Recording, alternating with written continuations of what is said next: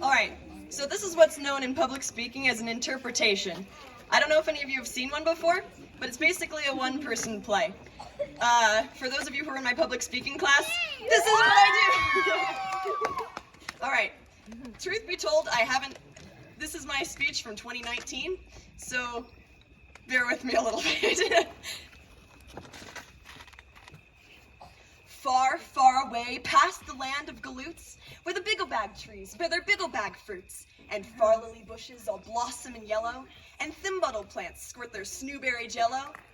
Here, where the sunsets are purple and blue, you'll find a small town, not much bigger than you. Welcome to Snoodleburg, home of the Snoodles, a curious folk who eat pancakes with noodles and spend half their days making sketches and doodles and doing their hair into shapes like French poodles. And right in the heart of this curious town is a curious building, the tallest around. For every fourth Tuesday at 9:15, the tower will shimmy and rattle and whine, and as the town nibbles on bigglebag fruit, a shiny young Snoodle will drop from the chute. We all have times where we allow ourselves to be defined by the world's expectations. Join one young Snoodle as he learns the importance of the gifts that he's been given, and that he is a masterpiece. A Snoodle's Tale by Phil Vischer. Great. Well, this is peculiar, the little guy said. I came from a chute and I fell on my head? Where did I come from? What am I for? He pondered these questions and then thought of more. Well, checking this bag is a good place to start. He pulled out some paints. Maybe I'm good at art. The next thing he found was a Snoodle kazoo.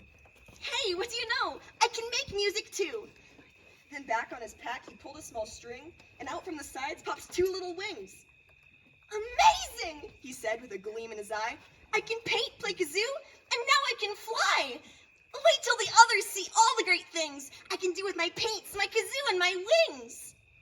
So there, from the top of a short, stubby wall, the big Snoodles heard the new small Snoodle call. Come watch me, you guys, I head for the sky. He straightened his wings to give it a try. Then he jumped, and he flapped like the red-snooted finches who fly from the gales to the peak of Mount Ginches. His flight, unlike theirs, lasted only 12 inches. You call that flying? You think you're a bird? I've never seen anything quite so absurd.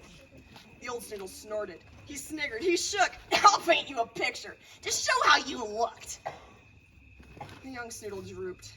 He felt his heart sag. The painting the old Snoodle put in his bag. Carry this with you, The old Snoodle said, so visions of flying don't go to your head. The weight in his pack was as heavy as lead. The rest of the day, more paintings were made and placed in his pack, where though heavy, they stayed. You're ugly and silly And not at all smart. You can't use your wings, and you're no good at art. I'm ugly and foolish and so very small. I don't think I should be with Snoodles at all. And so he decided to head out of town.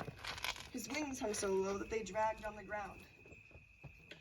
So painfully, struggling under his pack, the small Snoodle inched up the big mountain's back, until finally, Sunday at 2:15, he spied all the meadows of Gildamanju and realized that he was on top of Mount Ginches, all alone with the wind and his thoughts and the finches.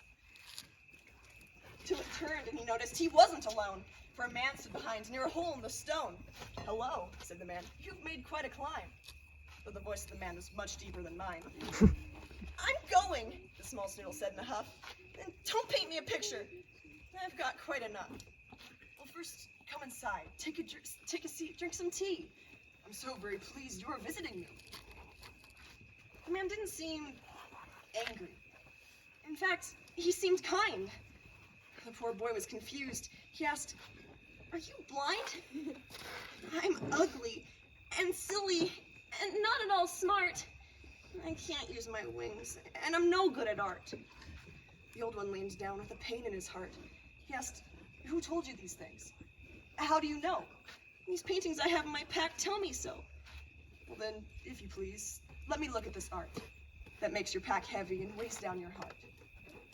So picture by picture, he unpacked the bag that bent the poor Snoodle and made his wings sag. Dear boy, these look nothing like you. Then into the fire, the pictures he threw. Son, it's time that you learned what you really look like. And he threw off a sheet. And what the boy saw warmed him right to his feet. For the boy in his portrait was older and strong, with wings on his back that were sturdy and long, and a look in his eye both determined and free. The poor boy was confused. Are you saying that's me? I'd like to believe it, but, sir, I'm afraid to. I know who you are, man said, for I made you. I built the tower. I set it in motion. I planted the meadow, put fish in the ocean. I gave you your paints and your pack and your wings. I chose them for you. They're your special things. The Snoodle Kazoo is so that you can sing about colors in autumn or flowers in spring. I gave you your paints and hope that you'd see how using them you could paint pictures for me. Most Snoodles, the old one said sadly, just use their paints to make others feel badly. But here's what you look like. Here's how I see you. Keep this in your pack and you'll find it will free you from all of the paintings and all of the lies that others make up just to cut down your size. And lastly, your wings. You know what they're for, but not just to fly, son. I want you to soar. As soon as he heard it, the Snoodle looked down and saw that his feet were an inch off the ground. He thanked the nice man, and he ran from the cave, feeling now older and stronger and brave. He flew through the clouds, and he flew with the finches. He soared up and down round the peak of Mount Ginches. Then he hurried back home to the center of town, where the Snoodles all stood with their wings on the ground. And starting precisely at 2:15, he told them the story that I just told you.